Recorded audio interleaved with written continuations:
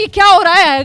कांग्रेस जो है त्रिकोणीय बना रही है इस लड़ाई को। आशीष जी हाँ, बिल्कुल। अगर बीजेपी ये चुनाव जीतती है जैसा अभी लग रहा है रोमाना, तो मुझे लगता है कि उनको शुक्र मनाना चाहिए, कांग्रेस का धन्यवाद देना चाहिए, कुछ एकाध सीटों पर AIMIM का धन्यवाद देना चाहिए कि इतनी मजबूती से कांग्रेस ने कम से कम चुनाव लड़ा अपना वोट शेयर बढ़ाने के लिए, कि उसका इनडायरेक्ट फायदा भाजपा को मिलता दिख रहा है। तो मतलब बीजेपी का मेगा नंबर अगर 31 पहुंचेगा तो ये त्रिकोणीय लड़ाई का बीजेपी को फायदा मिल रहा है क्या? अब लग तो ऐसा ही रहा है ना। कांग्रेस देखिए अपना खाता खोलते हुए दिखाई दे रही है, वोट परसेंटेज शायद बढ़ रहा है। देवेंद्र यादव लगता है कि शायद बढ़त ले ही लेंगे। लेकिन एक मैं आपको बात यहाँ बताना चाहती हूँ कि अगर सौरभ भारद्वाज जो पीछे चल रहे हैं ग्रेटर कैलाश से, अगर ये ट्रेंड कायम रहता है तो फिर आप समझिए आम आदमी पार्टी की आकाशवाणी ग्रेटर कैलाश से आपके सौरभ भारद्वाज एक बार फिर आगे हो गए। सौरभ भारद्वाज आगे हो गए आम आदमी पार्टी के। वही तो हम कह रहे थे, ये तो सबसे मजबूत कैंडिडेट है। इनके लिए अगर पीछे की खबर आ रही है फिर तो सफाया होने वाला है। देखिए, दो चीज़ें मैं आपको बता दूं। 2020 में जब मैं उदाहरण के तौर पे बता रहा हूँ कि गांधीनगर से अरविंदर सिंह लवली कांग्रेस से लड़े थे, बड़ी मजबूती से लड़े थे और बीजेपी ने पहली बार गांधीनगर सीट जीत के हासिल की थी।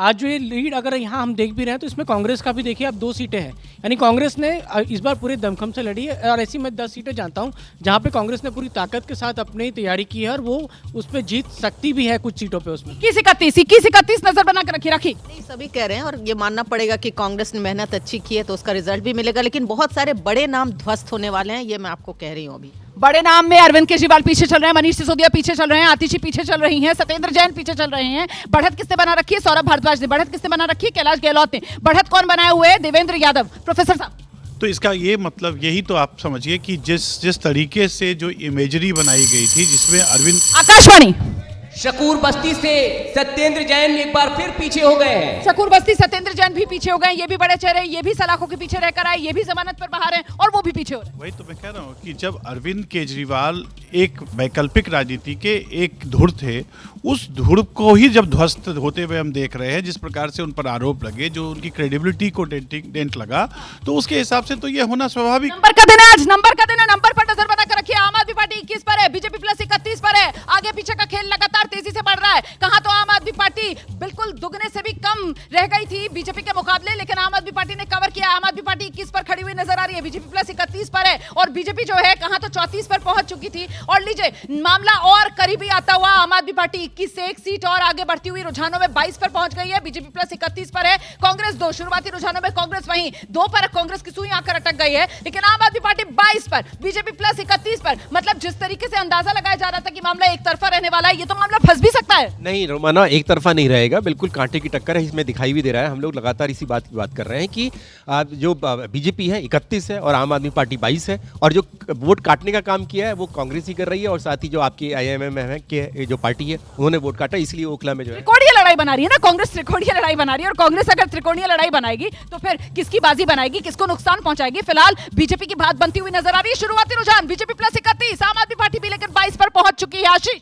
देखिए, रिवर्स फासला भी तो देखिए, 31 से फर्क रह जाता है 5 का, और अगर 22 है तो 8 और 6 14 सीटों का फर्क तो अभी भी है ना। आम आदमी पार्टी को कवर करने के लिए काफी छलांग लगाना पड़ेगा। जी हाँ, आंकड़ा फिर बदल गया है। लीजिए, मामला अब 23 पर आम आदमी पार्टी का पहुंच चुका है और बीजेपी 31 पर ही अटकी हुई नजर आ रही है। क्या इस फासले को पाट लेगी आम आदमी पार्टी? इसी को लेकर सबको इंतजार है। मुकेश केजरीवाल, अभी पिक्चर बहुत बाकी है। हाँ, और देखिए, मुझे नहीं लग रहा कि कांग्रेस ने, जिस तरह से हमारे साथी बता रहे हैं, कांग्रेस ने बहुत बढ़िया लड़ा है। मुझे नहीं लगता कि 10-15 सीटें भी ऐसी होंगी जिनमें 10,000 से ज़्यादा कांग्रेस को वोट मिलेगा। सिर्फ 5 दिन में या 1 हफ्ते में चुनाव लड़के कोई चुनाव जीतने के लिए नहीं लड़ सकता कोई भी राष्ट्रीय पार्टी, जब तक 5 साल तक खड़ी। आकाशवाणी मादीपुर से आम आदमी पार्टी की राखी बिरलान पीछे चल रही हैं। मादीपुर से राखी बिरलान पिछड़ रही हैं। आरक्षित सीट मादीपुर, जहां से गिरीश सोनी लगातार 13, 15, 20 पर जीतते रहे हैं और नंबर बदल रहे हैं। आम आदमी पार्टी 24 पर पहुंच गई है, बीजेपी प्लस 31 पर पहुंचा हुआ, यहां पर टिका हुआ वहीं पर नजर आ रहा है, लेकिन आम आदमी पार्टी तेजी से फासला कम कर रही है। बड़ी बात यह है कि जो बड़े चेहरे आम आदमी पार्टी के, फिलहाल उनके पीछे चलने की लेकिन खबरें लगातार आ रही हैं। आंकड़ा फिर बदल गया है, आंकड़ा फिर बदल गया है और आम आदमी पार्टी 25 पर पहुंच गई है और बीजेपी प्लस 31 से नीचे खिसक कर 30 पर आ गई है। अब तो दोनों के बीच सिर्फ 5 का फासला। मेघा, 3 जो बड़े चेहरे हैं जिसके बारे में बार बार बताया जा रहा है, एक अरविंद केजरीवाल, एक मनीष सिसोदिया और एक आतिशी की, ये तीनों की सीटें फंसी हुई हैं और वैसी रुझान आपको सामने दिख रही